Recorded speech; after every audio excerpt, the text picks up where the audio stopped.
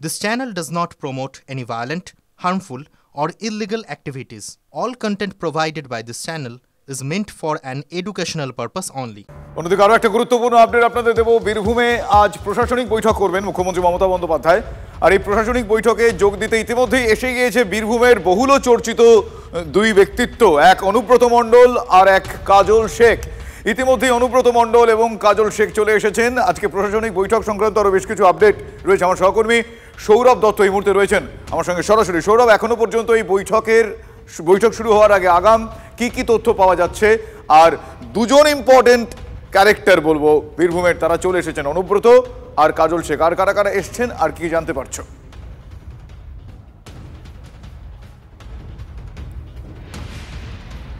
শুভজিৎ, দেখো, মুখ্যমন্ত্রীর এই বীরভূম সফরের তিনটি গুরুত্বপূর্ণ দিক রয়েছে। বিধানসভা নির্বাচনের আগে বীরভূমের মানুষের জন্য সরকারি প্রকল্পের মাধ্যমে ভোট ব্যাংক অটুট রাখতে কী ধরনের পরিষেবা সুনিশ্চিত করা হয়, সরকারি পরিষেবা সুনিশ্চিত করা হয়, মুখ্যমন্ত্রী কি বার্তা দেন তার প্রশাসনিক আধিকারিকদের, সেই বিষয়টি রয়েছে।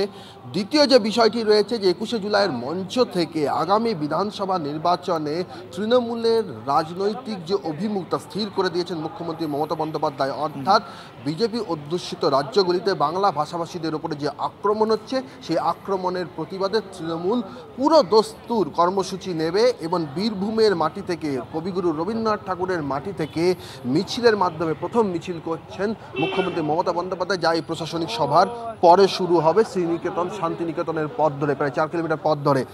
আর সর্বোপরি যেটা গুরুত্বপূর্ণ সেটা হচ্ছে অনুব্রত মণ্ডল, কেষ্টমণ্ডল, তাকে নিয়ে তৃণমূল নেত্রীর কী অবস্থান। ইতিমধ্যে রাঙাবিতানে যেখানে মুখ্যমন্ত্রী স্টে করেছেন সেখানে অনুব্রত মণ্ডলের সঙ্গে একান্তে 10 মিনিট কথা হয়েছে বলে মন্ত্রী চন্দ্রনাথ সিনহা জানিয়ে দিয়েছেন। তারপরই অনুব্রতর অনুগামীরা সোশ্যাল মিডিয়ায় একটি আমন্ত্রিত তালিকা, মঙ্গলবার যে কর্মসূচি রয়েছে ইলামবাজারে সরকারি কর্মসূচি, সেই আমন্ত্রিত তালিকা ভাইরাল করে দিয়েছেন, যার 1 নম্বরে state rural development agency chairman হিসেবে অনুব্রত মণ্ডলের নাম। তারপরে রয়েছে ডেপুটি স্পিকার আশিস ব্যানার্জির নাম। তারও পরে প্রায় 4 নম্বরে নাম রয়েছে কাজল শেখ, যিনি এখানকার জেলা সভাধিপতি। আমরা এই বৈঠকের আগে বেশ কয়েকটা বিষয় এক্ষেত্রে উল্লেখযোগ্য। এক, তিনি যে ভাষা আন্দোলনের কথা বলছেন তার আজকে শুরু, পাশাপাশি এই বৈঠকে বীরভূমের যে অনুব্রত বনাম কাজল সেই দ্বন্দ্বের অবসান মুখ্যমন্ত্রী ঘটানোর জন্য কোন কোন পদক্ষেপ করেন সেদিকে আমাদের নজর রয়েছে। অন্যদিকে বাঙালি অস্মিতায় আঘাত এবং সে আঘাতের প্রতিবাদ, ভিন রাজ্যে বাঙালিদের উপর হেনস্থার প্রতিবাদে আজ বীরভূমে ভাষা আন্দোলনের প্রতিবাদ মিছিলে নেতৃত্ব দেবেন স্বয়ং এ রাজ্যের মুখ্যমন্ত্রী মমতা বন্দ্যোপাধ্যায়। রবীন্দ্রনাথ ঠাকুরের স্মৃতিধন্য বোলপুর থেকে বাংলা ভাষার উপর অন্যায় অবিচারের বিরুদ্ধে সুর চড়াবেন মমতা বন্দ্যোপাধ্যায়। দুপুর 12টায় গীতাঞ্জলি প্রেক্ষাগৃহে প্রশাসনিক বৈঠক, কর্মশ্রী, স্বাস্থ্যসাথী সহ সরকারি প্রকল্পগুলোর অগ্রগতি সম্পর্কে খোঁজ খবর নেবেন মমতা বন্দ্যোপাধ্যায়। আর দুপুরে ভাষা আন্দোলনের মিছিলে তারপর তিনি যোগ দেবেন।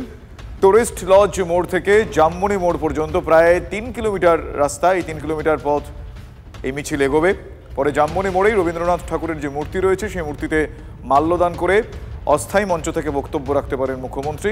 তৃণমূল সুপ্রিমোর প্রতিবাদী জেলায় জেলায় ভাষা আন্দোলনের সুর বেঁধে দেবে, আজ থেকে তার শুরু হলো।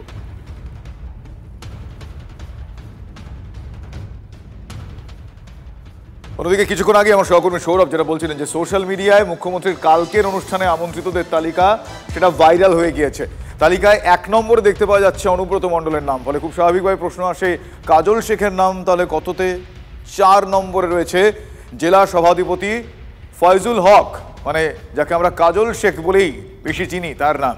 ফলে 1 নম্বরে এই তালিকায়, মানে যেটা ভাইরাল হয়েছে, 1 নম্বরে অনুব্রতর নাম, 4 নম্বরে কাজল শেখের নাম। কাল ইলামবাজারে সরকারি সভা করবেন মুখ্যমন্ত্রী। ভাইরাল এই তালিকা ঘিরে খুব স্বাভাবিকভাবে বীরভূমের রাজনীতিতে জল্পনা তুঙ্গে। হরিদ্বারের মনসা দেবী মন্দিরের পর এবার উত্তরপ্রদেশের বড়াবাঁকি পদপৃষ্ট হয়ে আবারও মৃত্যুর ঘটনা।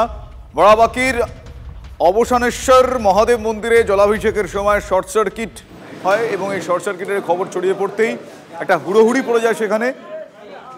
পদপিষ্ট হয়ে 2 জনের মৃত্যুর খবর পাওয়া যাচ্ছে। এখনো পর্যন্ত 40 জন আহত হয়েছেন বলে আমরা জানতে পারছি। ঘটনাস্থলে ডিএম, এসপি সহ পুলিশের শীর্ষ আধিকারিকরা পৌঁছে যান।